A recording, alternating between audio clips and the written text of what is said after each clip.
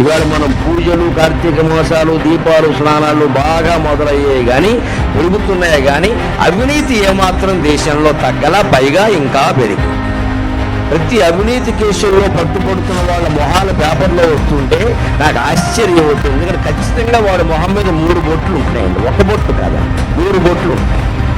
3 బొట్లు పెట్టిన వాడు ఇల్లు కోట్లు ఎలా మింగేసాడండి అంటే బొట్టుకో కోట.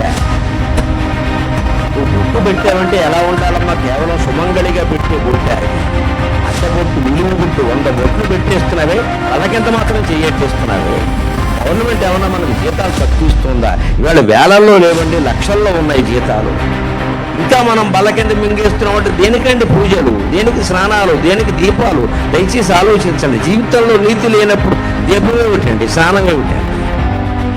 ఈ గురువు గోపురాల మొత్తం వ్యవస్థ అంతా మన జీవితంలో ప్రవర్తనని కాపాడడానికి కదా. ఆ ప్రవర్తన బాగులేనప్పుడు మన నుంచే, మన కుటుంబాల నుంచే అవినీతి పనులు తయారవుతుంటే దేనికి ఇవన్నీ?